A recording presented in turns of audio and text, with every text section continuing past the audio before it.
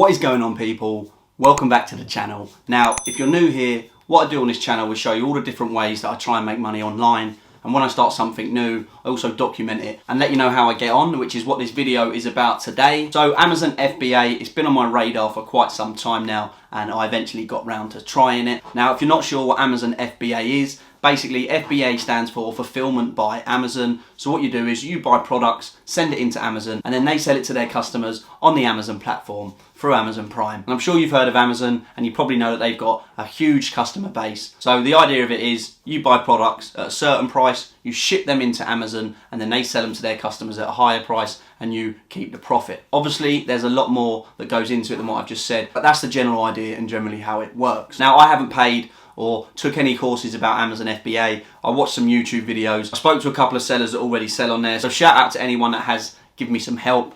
But basically, I've done a bit of research and decided I'm going to give it a go. Now, there is 3 ways that you can buy products to sell on Amazon. The first one and the most common one that a lot of people start with is retail arbitrage or online arbitrage. So basically what that means is you go into retail stores like Asda, Tesco's, Smith's Toys, and you buy items in them shops at discounted prices, and you try and get as many of them as you can, and then you send them into Amazon. Now, I didn't start using this method. In hindsight, maybe I probably should, and the reason for that was I did go to B&M and I was scanning different products, because you get apps, or you can use the Amazon app and you scan the barcode on products in the store, and then it tells you how much they're selling for on Amazon, roughly how many monthly sales, so you get an idea of what your profit margins can be. So I did go to one store and I gave that a little go. I managed to pick up, I think, 8 units of a little toy. They cost me £1.50 and they were selling on Amazon for like £8-9. So obviously there was a good profit margin there, but I quickly sort of realised that doing it that way, you're only going to be getting sort of 3, 4, 5, maybe up to 10 units out of one shop if they've got the stock there, which means to get loads of units for that particular product, you would have to go to multiple stores and just hope that they have got the stock there that you can buy. And the reason I didn't start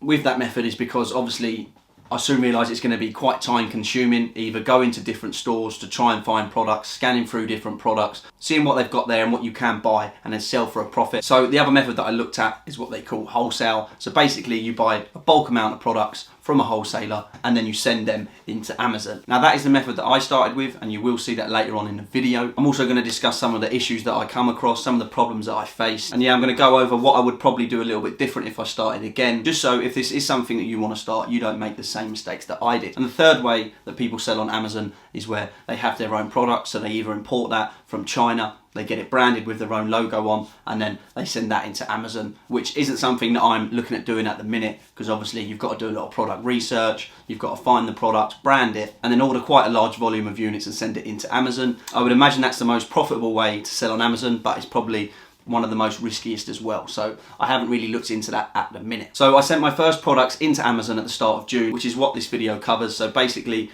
all of June, what I sold, what I bought, what I sent in, what issues I faced, and what I would do differently if I was starting again. So let's jump into the footage now, and then at the end of the video I will go over all the figures, all the profits, and any issues that I faced. So let's get into it. I'm a hustler, baby. I'm a hustler, baby. So I've been ungated on Amazon in the toys category, and I made my first order. Now, I did probably order a bit too much, but I like to jump in at the deep end and get right involved with it. And I actually ordered 120 units of a certain toy. As you can see, I've got a load of Buzz Lightyear toys, 120 units in total. This is about half of them in front of me. Not gonna lie though, they're pretty sick, look. Oh. But yeah, I may have gone overboard with the amount of units that I ordered. So I got 120, they cost me £7.80 including VAT, and they're selling on Amazon for £19.99. It looks like they do about 40 to 50 sales a month on Amazon, but obviously this is my first product, so I'm going to label them all up now, get them packaged and get them sent into Amazon, and then I'll update you if we start making sales or any issues, basically any problems that I have along the way. I'm just going to document the whole thing, because obviously I'm new to Amazon, so we'll see how it goes. Obviously we are going to run into some issues and there's going to be some problems, or an item's not going to be as profitable as I thought, but that's just how it goes when you start a new business. So I'm going to pack these up now and get them sent off.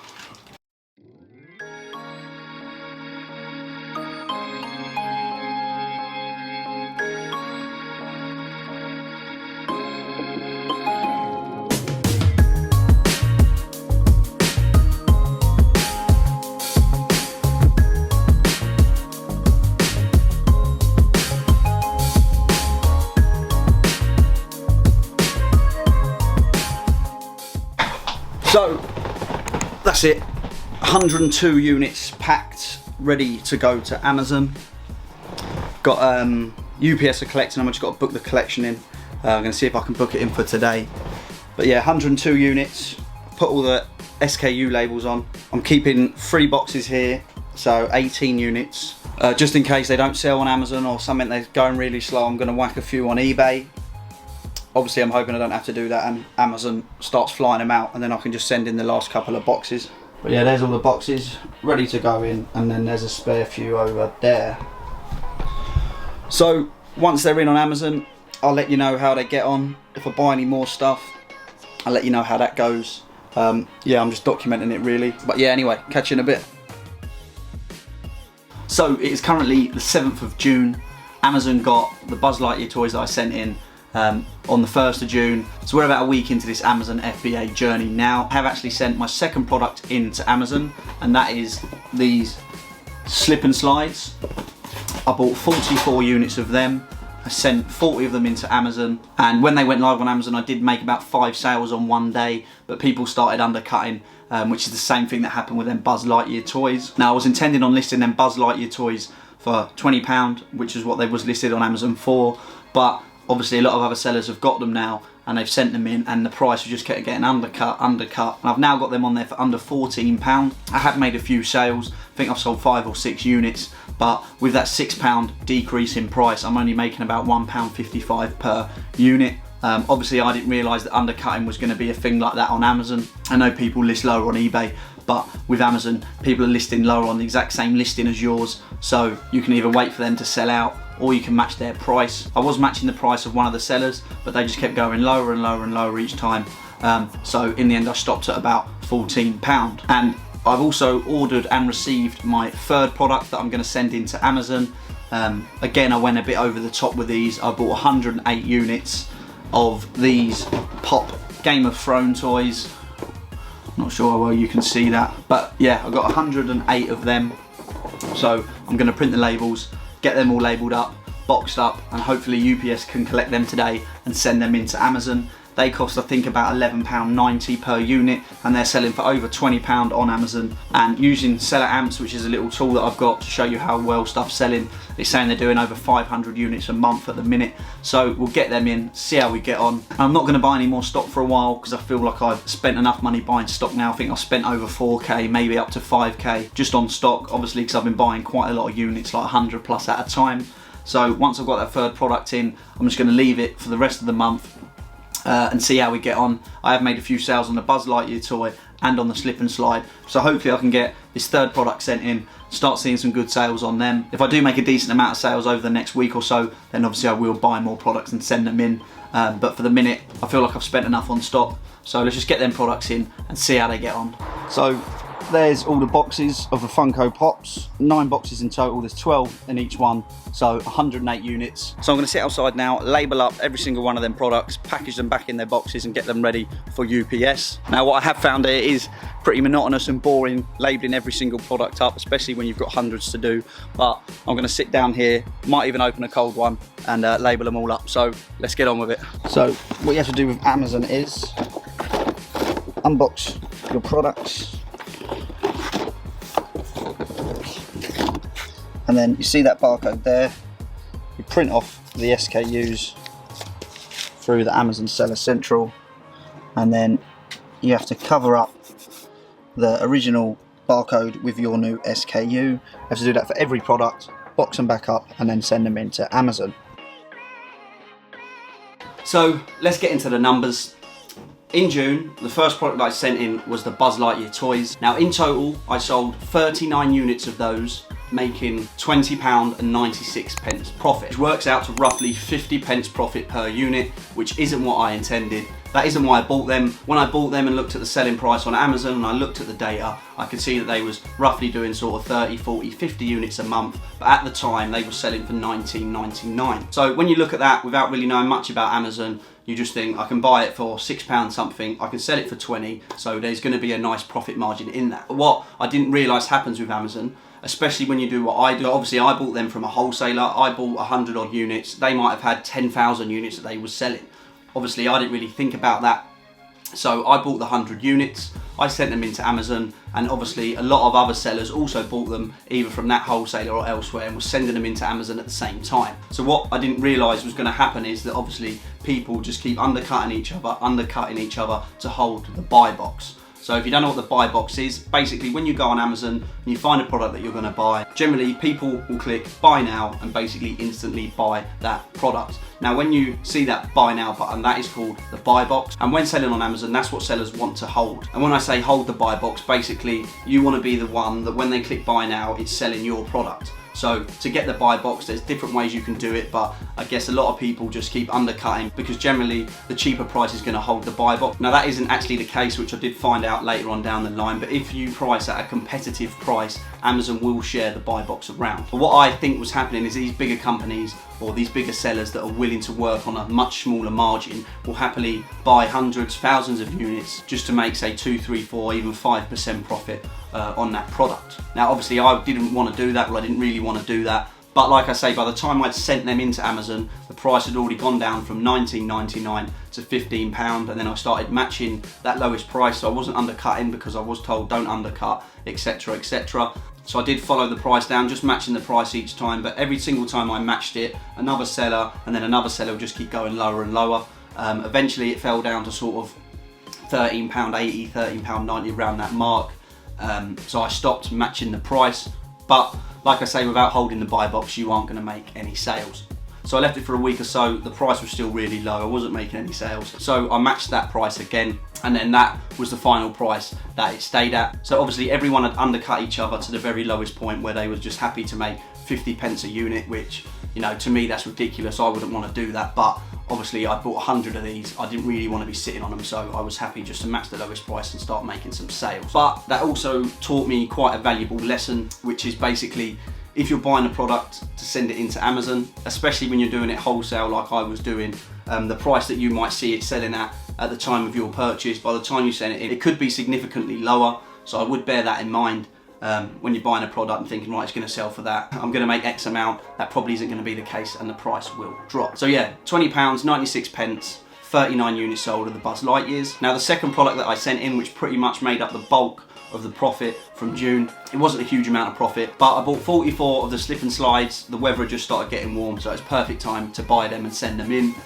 They cost me sort of £6, £7 each, and I sold every single one of them within the week. Obviously the weather had just got really warm and they were sort of doing 1,000 units plus a month, so I didn't have to undercut, they were just flying out.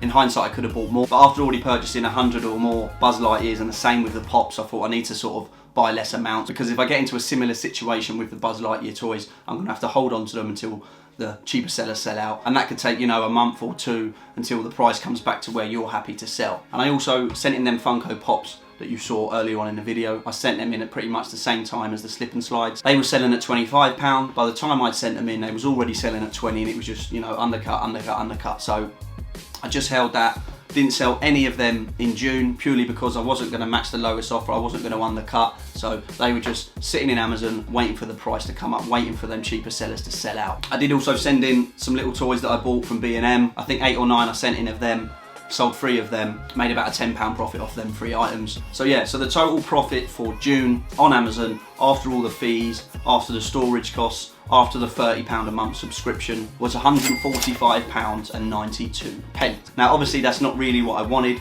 from the products that I bought to the margins that I thought I was going to make and the amount of units I was going to sell. I thought I was going to sell loads more units, make a lot more money, and you know, that figure would be more around sort of £400 or £500. But obviously that's not the case, and it's been a good learning curve for me, so I'm just going to go over what I think you need to do if you are starting to do this and some of the mistakes that I've made. So first of all, if you are new to Amazon FBA, you are looking to do this, the best way and probably the most cost-effective way for you, especially if you haven't got a load of capital that you want to spend, is to go to your local stores, buy stuff from the clearance section. Obviously only buy stuff that is selling well on Amazon or is selling for a good profit amount. Now the tool I use for that is Selleramp. I will leave a link in the description. It's a mobile app and it's also a Chrome extension, so you can use it on the computer, and then when you're at the shops you can just literally scan barcodes of products and it will pull up all the information about how much that is selling on Amazon and how much it's selling for, and it will also give you a rough profit per unit. I think the biggest mistake that I made when starting this was number one, I didn't know much about Amazon because I've pretty much done no retail arbitrage or, you know, sent any products in or really gauged the market of how well things were selling. I just sort of jumped in, bought 100 of this, 100 of that, 100 of this, sent it in and sort of hope for the best really. Obviously I did do a bit of product research, but like I say, the price that you're looking at before you send it in could be a lot less by the time it gets there due to undercutting and people trying to hold the buy box. So I wouldn't say that going sort of the wholesale route like I did straight away is a bad thing, but I would just buy a lot less units, maybe 20, 30, maybe even 40 units at a time. So then you haven't got that capital tied up in a product that isn't selling, and then you feel like you have to keep undercutting. And obviously the experience is going to come over time. When you're sending in different products, you start to get a feel for what's selling well, what brands are selling well. So then you can gauge how many units you need to buy. You obviously can look at how many other FBA sellers are selling that product, just so you can sort of work out your competition. As for example, them Funko Pops that I sent in to Amazon, there must have been like 15, 20, if not more people selling the exact same product. So obviously there is a lot of competition and people do really slash the prices. So them Funko Pops that I didn't sell any of in June, I have obviously just left them in Amazon and I have started getting sales on them now. Obviously the people that were undercutting and were selling at a lower price have now sold their stock. So I am starting to generate some sales at the price that I held at. So that's what happened in June. Now in July I did buy one more product, 100 units, slip and slides again, sent them in, but I didn't buy anything else for FBA purely because I had sent in quite a lot of units, especially for a beginner like me. So I just wanted to sell a bit of them first. And sort of learn a bit more about Amazon before I carry on and maybe adjust my approach, which is what I'm going to do. I am going to make another Amazon FBA video, but what I'm going to do is I am going to try and do a little bit of retail arbitrage just so I can see how I get on with that and start understanding what products and what brands are selling well and what ones to maybe try and avoid. I am going to keep doing the wholesale side of things. I'm going to order less units and I'm also going to do a lot more product research on that product before I go ahead and buy it. So just to summarise, in June I sold 86 units and I made £145 in profit. That's just with Amazon FBA. And what I am going to do going forward is I'm going to do a lot more retail arbitrage and I'm going to still buy from the wholesalers, but I'm going to buy less units till I've got a better understanding of how Amazon works and I'm more confident in how well a product is going to sell before I buy it. If you are looking to start Amazon FBA, I definitely suggest starting with retail arbitrage. So go to your local stores, try and find products that are on clearance or sale and that you can sell on Amazon for a profit. And then that way, if it does go wrong or that product doesn't sell as well as you thought, you've only got a small amount of units, so you haven't got a lot of capital at risk. So I am going to do a full day of retail arbitrage where I go around to as many stores as I can, plan my route out and see what we can find and actually see really how much profit we can make just from doing retail arbitrage. I'm also going to buy more products from the wholesalers, but as I said, I'm going to buy less units. If that is something that you want to watch, you know what you need to do, and I'll see you in the next one.